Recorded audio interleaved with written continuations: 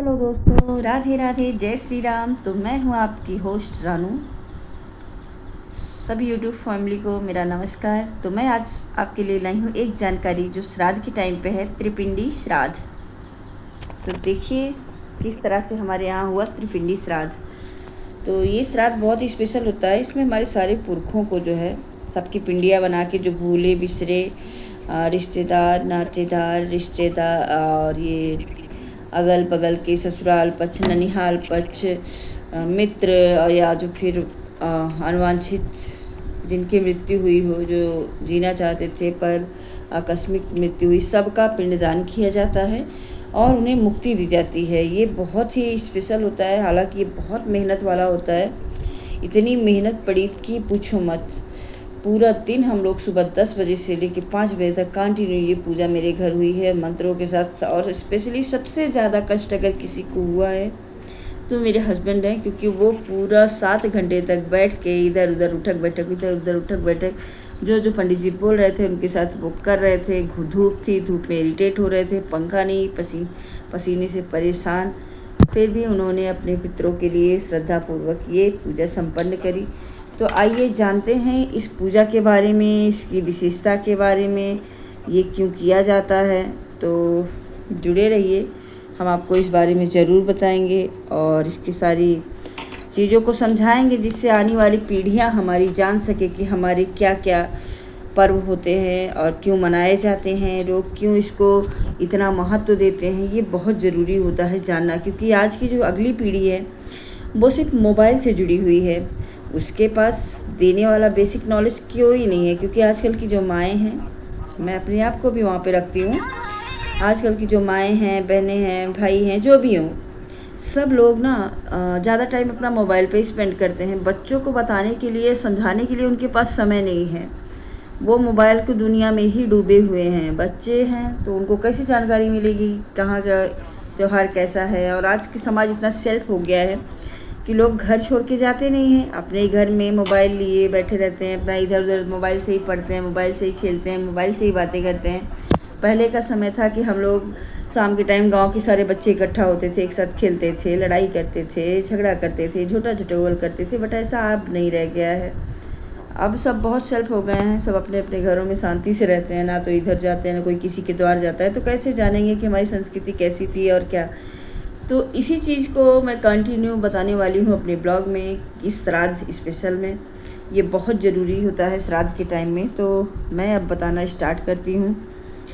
त्रिपिंडी श्राद्ध क्या है, मैं पहले ये बताऊँगी आपको। त्रि का मतलब है 3 और पिंडी का मतलब है पिंड, यानी 3 पिंड। इसमें 3 पिंड बनाकर 3 पीढ़ियों, पिता, दादा और परदादा को अर्पित किए जाते हैं। यह सिर्फ पुरुष पितरों तक सीमित नहीं है, बल्कि इसमें स्त्री पितरों यानी माता, दादी, परदादी को भी शामिल किया जाता है। कई शास्त्रों में इसे पितृ ऋण से मुक्ति का मार्ग कहा गया है। त्रिपिंडी श्राद्ध को पितृ से मुक्ति का श्राद्ध कहा गया है। त्रिपिंडी श्राद्ध कब और कहाँ किया जाता है, अब इसके बारे में मैं आपको विस्तार में बताती हूँ। त्रिपिंडी श्राद्ध इसे करने का सबसे उत्तम समय है पितृपक्ष, खासकर सर्व पितृपक्ष। जिस दिन आपके पितरों की मृत्यु हुई हो वही खास दिन होता है उनके लिए, क्योंकि उसी दिन किया जाता है ये। जिस तिथि को उनकी पड़ती है उसी दिन उनका ये श्राद्ध आप कर सकते हैं। इस घर पर भी इसे घर पर मतलब विशेष तौर पे किया जा सकता है, लेकिन अधिकतर लोग इसे पवित्र तीर्थों पर करते हैं। जैसे लोग जाते हैं ना गंगा, नासिक, त्र्यंबकेश्वर, उज्जैन आदि, इन जगहों पे करने पे इनका ज़्यादा ही विशेष स्थान माना गया है। और अगर किसी वजह आप नहीं जा सकते हैं या किसी सदस्य का श्राद्ध कभी नहीं हुआ है तो आप उसकी पूर्ति भी इस त्रिपिंडी द्वारा कर सकते हैं। जिनकी कभी भी नहीं हुई है कोई श्राद्ध, जो कहीं ऐसी जगह पे मर गए जिनका कभी पता ही नहीं चला, आप त्रिपिंडी श्राद्ध के द्वारा उनको भी मुक्ति दे सकते हैं। भाग 4 में आपको हम ये बताएंगे त्रिपिंडी श्राद्ध की श्राद्ध विधि 4-5 घंटे की होती है। सबसे पहले स्नान करके शुद्ध वस्त्र पहनते हैं, पवित्र स्थान पर आसन लगाकर बैठते हैं, कुछ तिल और जौ चावल से 3 पिंडी बनाते हैं। हालांकि जौ के आटे का इस्तेमाल भी बहुत ज़रूरी होता है इसमें। तो ये सब ना कुश, तिल, जौ और चावल के 3 पिंड बनाते हैं जौ के आटे को मिलाकर। पहला पिंड पिता के लिए होता है, दूसरा पिंड दादा के लिए होता है और तीसरा पिंड परदादा के लिए होता है। पितरों का आह्वान करके मंत्रोच्चारण के साथ पिंड अर्पित किए जाते हैं। इसके बाद तर्पण किया जाता है, यानी जल, तिल और कुश अर्पण किया जाता है। श्राद्ध के बाद होता है क्या कि आप ब्राह्मणों को भोजन करा सकते हो, कुत्तों को खाना खिलाओ, गाय को खाना खिलाओ, चींटियों को खाना खिलाओ। ये मतलब 4 थालियाँ आपको 4 निकालनी है। फर्स्ट क्या है, आप पहला आप गाय के लिए निकालते हो भोजन, जो आपने बनाया है ब्राह्मणों के लिए वो आप गाय के लिए पहले निकालोगे। फिर वही निकालोगे आप चींटियों के लिए, फिर कुत्तों के लिए और कौवों के लिए। 4 थालियाँ निकालनी होगी, पहले इन्हें अर्पित करना होगा आपको श्राद्ध में। त्रिपिंडी श्राद्ध का महत्व भी बहुत महान है। इससे 3 पीढ़ियों के पितृ जो है तृप्त हो जाते हैं, वंशजों का आशीर्वाद बरसता है। माना जाता है कि इससे पितृदोष दूर होते हैं, परिवार में सुख, शांति और समृद्धि आती है, संतान सुख में आने वाली बाधाएं भी दूर होती हैं। शास्त्रों में कहा गया है कि जो व्यक्ति त्रिपिंडी श्राद्ध करता है उसके जीवन में पितरों का आशीर्वाद हमेशा बना रहता है। भाग 6 पर अब में मैं आपको बताऊंगी पौराणिक कथाएं और मान्यताएं। पुराणों में वर्णन मिलता है कि यदि पितरों का श्राद्ध ना किया जाए तो वंशज अशांत रहते हैं और परिवार में कठिनाई आती है। महाभारत और गरुड़ पुराण में पितृ तर्पण और पिंडदान का विस्तार से महत्व बताया गया है। गया क्षेत्र में भगवान विष्णु के चरण चिन्ह पिंडदान करने से पितरों को सीधा मोक्ष मिलने की मान्यता है। तो दोस्तों, यह था त्रिपिंडी श्राद्ध का महत्व, विधि, मान्यता। अगर आपको भी अपने पितरों को शांति देनी है, मुक्ति देनी है, तो आप प्लीज़ हाथ जोड़कर अपने पितरों को आह्वान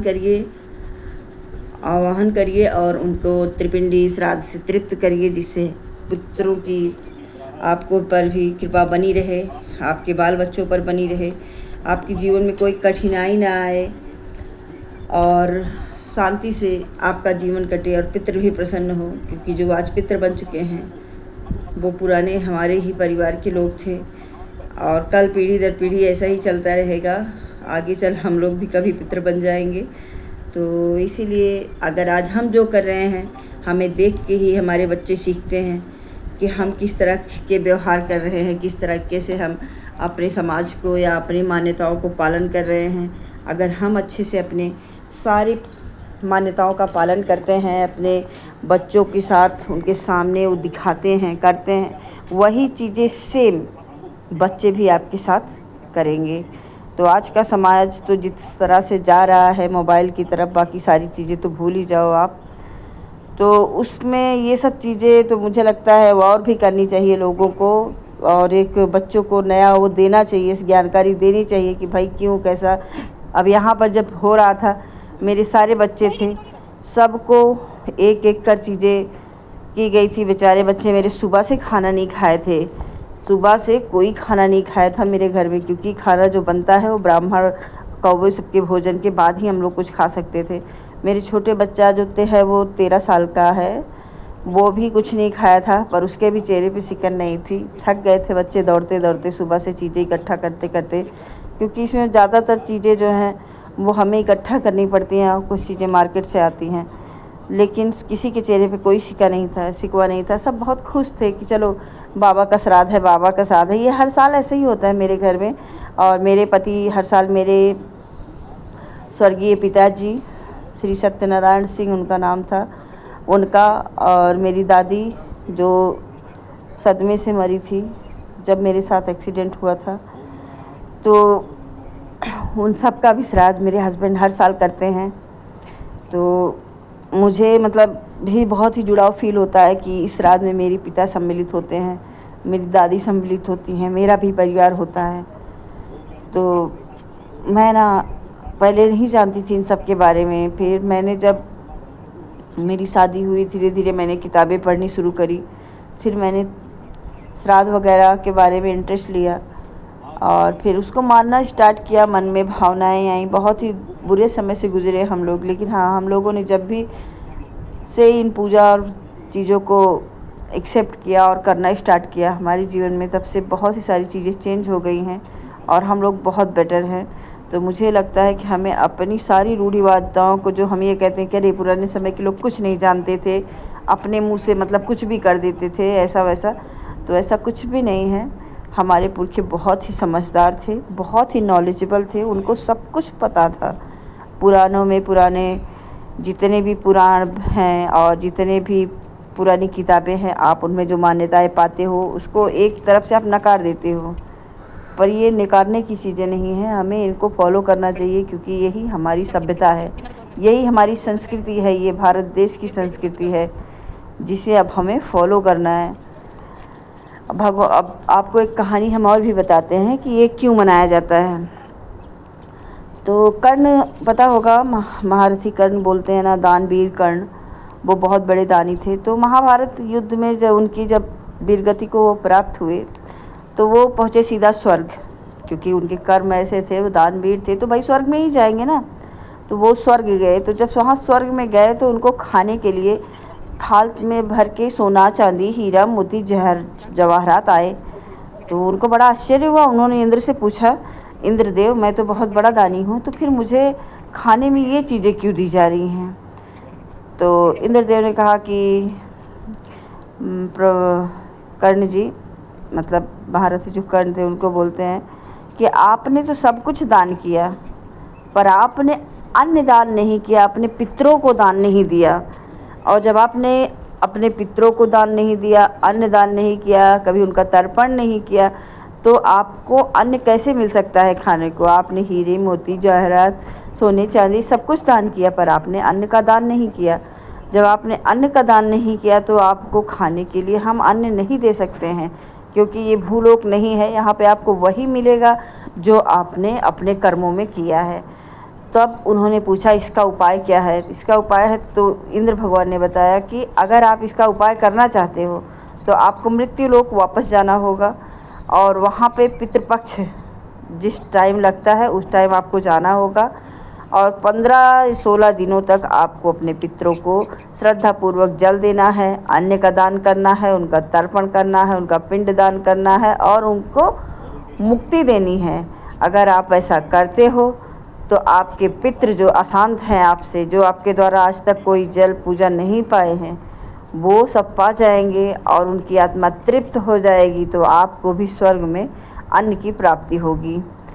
तो फिर वहाँ से वो आए, और पितृपक्ष में जितना दिन पितृपक्ष रहता है, भगवान कर्ण कह ही सकते हैं, महाबली कर्ण कह सकते हैं, वो धरती पे ही रहते हैं, और धरती पे रह के वो सारे नियमों का पालन करते हैं। अपने पितरों को जल और तिल और दूध से तर्पण करते हैं, उनकी पूजा पाठ करते हैं, उनका पिंड दान करते हैं, अन्नदान करते हैं, और मतलब श्रद्धापूर्वक वो 15 दिनों तक हर साल पितृपक्ष पे धरती पे आते हैं और ये सब चीज़ें करते हैं, जिससे उनको भी स्वर्गलोक में अन्न की प्राप्ति हुई और पितरों को शांति की प्राप्ति हुई। तो इसीलिए हमें अपने पितरों को जल ज़रूर देना चाहिए और उन्हें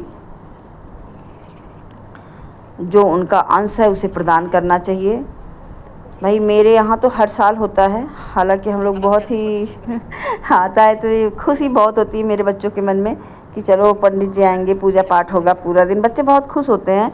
लेकिन पूरा दिन बच्चे झुलस जाते हैं इस धूप में, क्योंकि ये खुली जगह पे ही किया जाता है और पुश्तैनी मकान में किया जाता है। तो हम लोग पुश्तैनी मकान थोड़ा सा वही अंडर बन ही रहा है, पूरी तरह से कंप्लीट नहीं हुआ है, तो उधर कर आते हैं हम लोग ये करने। कमरे में आप नहीं कर सकते, एसी में नहीं कर सकते, पंखे में नहीं कर सकते, तो मतलब पूरी तरह से हम लोग भुन जाते हैं सुबह 10 बजे से 5 बजे तक। लेकिन जो श्रद्धा और जो भक्ति होती है ना, वो हिम्मत बनाए रखती है कि हाँ हम ऐसा कर सकते हैं, हम इन सब चीज़ों से बाहर निकल सकते हैं। तो हम लोगों ने श्रद्धापूर्वक श्राद्ध को संपन्न किया। मेरे बेटे की तो वो हालत थी बड़े वाले की, बेचारा जैसे लगता था किसी ने उसे इतना मार दिया है कि उसके चक्कर आ रहे थे। बेचारे भूख से एकदम मतलब बार बार घूम रहे थे इधर उधर कि जल्दी पूजा ख़त्म हो। और पंडित जी थे कि उनको किताब ख़त्म करनी थी। अब भी ना पंडित जी, मेरे जो पंडित जी आते हैं भाई, वो बहुत ही धार्मिक हैं, उनको भी मोबाइल वोबाइल से कोई वास्ता नहीं है। वो आज के समय में भी शुद्ध पंडित हैं। वो इतना मतलब एक एक एक एक स्टेप बताते हैं ना कि मतलब करते करते हस्बैंड और बच्चों सबकी हालत ख़राब हो जाती है। मैं भी लाइन में लग जाती थी 1-2 बार, जब बच्चे बहुत थक जाते थे तो मैं भी आती थी जाती थी, क्योंकि कुछ और नहीं कर सकते ना बच्चों की अब और हस्बैंड की, बस जब तक पूजा ख़त्म नहीं होती है। मेरा भी वही हाल था, मैं तो भाग भाग के इसी रूम में जा रही थी, थोड़ी देर रहती थी, थोड़ी देर इसी रूम में जा रही थी, पर बच्चे मेरे लगातार वहीं थे, मेरे हस्बैंड लगातार वहीं थे। हस्बैंड को तो उठना भी नहीं था। 3 बार पंडित जी ने उठाया, बोला जाओ मुंह धुल के आओ फिर बैठो। फिर गए, हाथ मुंह धो के आए, फिर बैठे, फिर मंत्रोच्चार हुए, फिर हाथ मुंह धुले, फिर बैठे, फिर मंत्रोच्चार स्टार्ट। तीसरी बार एकदम से तिलमिला गए थे बेचारे कि अरे क्या करें, मतलब कि उनको लगता था कि उठा बिठा के कसरत करा रहे पंडित जी लगे थे ड्यूटी में, और इनकी इतनी अच्छी खासी कसरत हो गई। एक तो वैसे इनके शरीर में पेट वगैरह कुछ भी नहीं है, जो बचा था वो पंडित जी निकाल दिए 7 घंटों में। इतनी पूजा मैं मतलब हर साल देखती हूँ, पर सच में हर साल कुछ हंसी का पात्र हो जाता है, कुछ गुस्से का हो जाता है। तो ये तो नहीं कर रहे थे गुस्सा, पर मुझे सच में बहुत गुस्सा आ रहा था, क्योंकि इतना टाइम हो जाता था इस व्रत में। व्रत मतलब संकल्प जो होता है, इसको संकल्प पूरा करने में इतना टाइम लगता था कि ना कसम से मैं तो अपने हस्बैंड की जगह होती तो कूद के पंडित को मार देती, सच बता रही हूँ। कोई इसमें बनावट की बात मैं नहीं बोलूँगी। मैं हस्बैंड की जैसा पेशेंस नहीं रखती हूँ।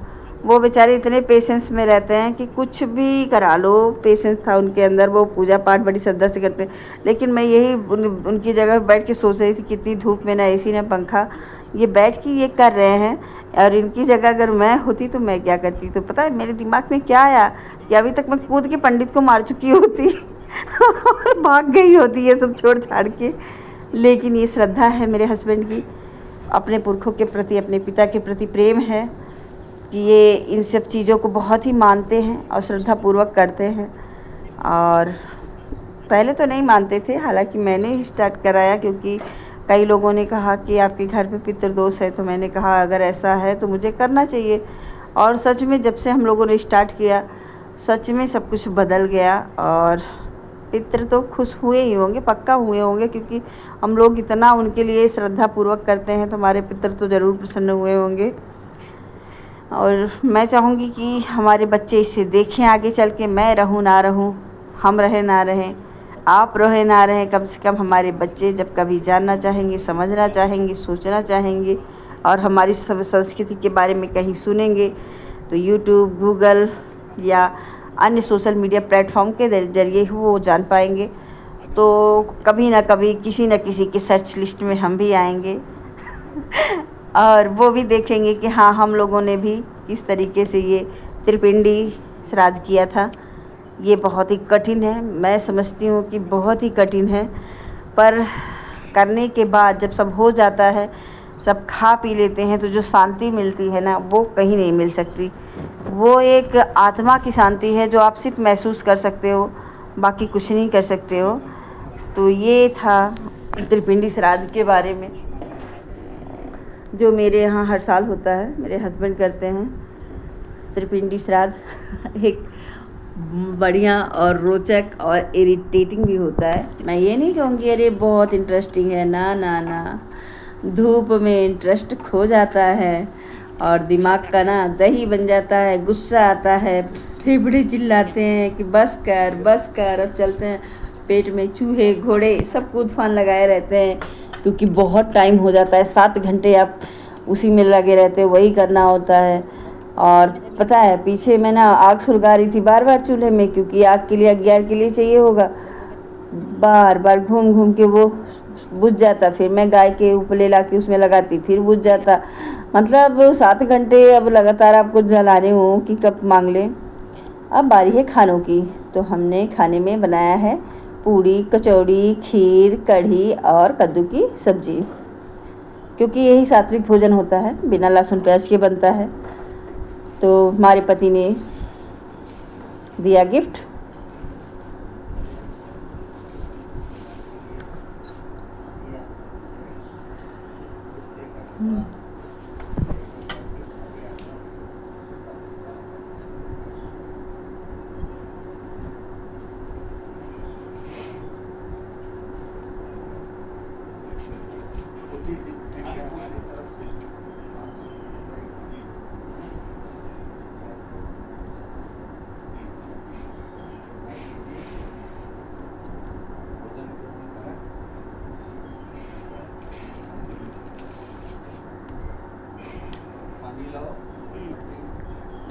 अब बारी है ब्राह्मण भोजन की। उसके बाद तो रात अब में इसे हमें इन हटाया सामानों को जाता है। उठाकर ले जाके पीपल के पेड़ के नीचे या तो गोमती नदी में विसर्जित करना होगा। तो अभी तो गोमती नदी कोई जा नहीं रहा, तो पीपल के पेड़ के नीचे रखेंगे। और इसमें से कोई चीज़ हम लोग ना घर पे इस्तेमाल कर सकते हैं और ना ही उठा सकते हैं। इस सबको गोमती में डालना है, चाहे पैसे हों, चाहे फल फ्रूट हों, चाहे ये सब कुछ, सब पे पैसे जितने हैं सब पे पैसे हैं और सब मुझे डालने हैं गंगा जी में।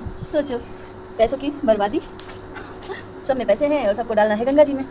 मेरा बेटा कह रहा था इतने पैसे मम्मी क्यों बर्बाद कर रही हो, ये सब गंगा जी में जाने वाले हैं। तो चलो फरना स्टार्ट करते हैं।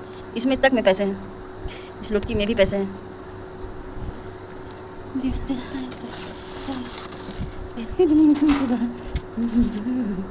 जो तो मिल जाए कैसे भी हो जाए।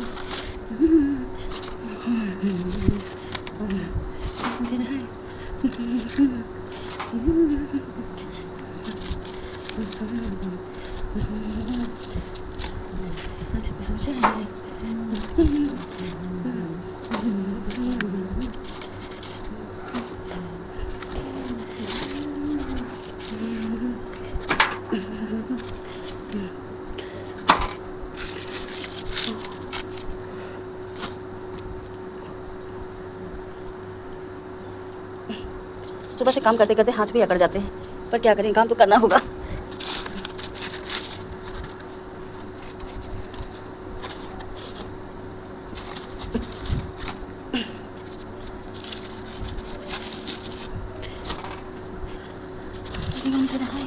खाए तेरी कदमों में झूमती बहार बिछा दूंगा।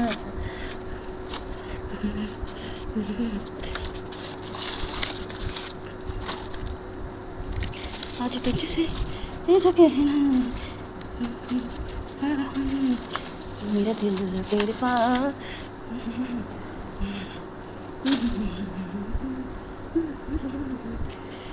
दर्द मोहब्बत सहने दे मुझे, दर्द मोहब्बत सहने दे, मेरा दिल तेरे पास।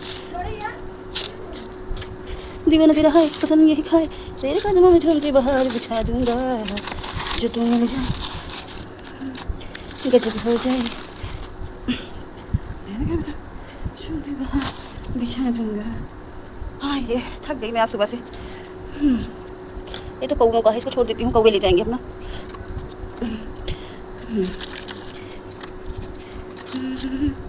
कसम यही खाए।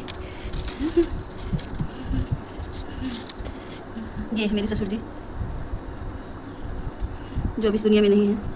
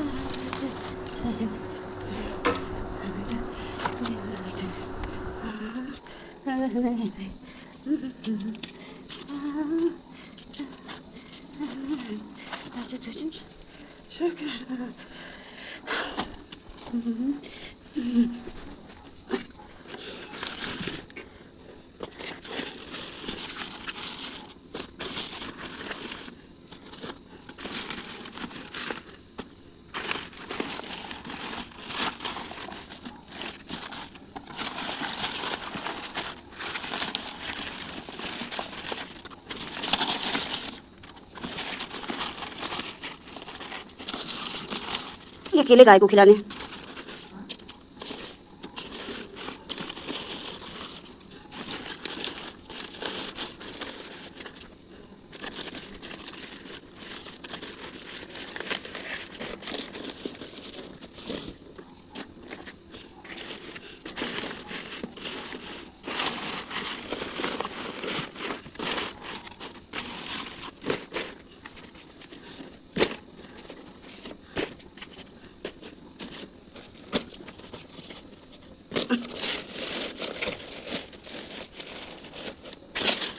अब कल इसको सुबह पीपल के पेड़ के नीचे रखाएंगे। अभी मैं थक गई हूँ तो अभी मैं कुछ नहीं करूँगी, इसे इकट्ठा कर दे रही हूँ। कर लिया था। अब हमारे यहाँ सुबह पितृ लोग आ गए थे कौवे के रूप में। लोग कौवे ढूंढते हैं, पर मेरे यहाँ भीड़ होती है, ढूंढना नहीं होता है, ये लड़ते रहते हैं। इतने सारे होते हैं कि सुबह आए थे, जो प्रसाद वगैरह रखा गया था आंगन में इनके लिए, सब इन्होंने ग्रहण करा और खुश होके सारे चले गए। उसके बाद होती है बारी सारे तो ये सामानों को सारे बाहर सामान, करने की। तो फल, कुछ लोग फ्रूट गोमती में डालते और हैं, जो पर गोमती पैसे इधर हैं, अभी कोई नहीं जा रहा है, तो हम लोग सब इसे पीपल के पेड़ के नीचे ऐसे ही रख देंगे। गाय के केले को मैंने गाय को दे दिया है, बाकी इसमें फल फ्रूट केला सारे तो गाय को दे दिया गया, वैसे ही पर जो पैसे सहित। इसमें ना तो कोई फल पैसा फ्रूट निकालेगा, ना ही कोई फल निकालेगा, ना पैसे ही हैं, सुपारी, पैसे कुछ सहित भी सब नहीं ऐसे निकालना है, कुछ भी छूना नहीं है। जा रहे हैं। ये सब चला जाएगा, दफन कर दिया जाएगा पेड़ के नीचे। तो आपको कैसा लगा मेरा वीडियो बताइएगा ज़रूर। तो लाइक सब्सक्राइब कमेंट करना ना भूलिए। बाय बाय, शेयर करिएगा ज़रूर। Bye bye.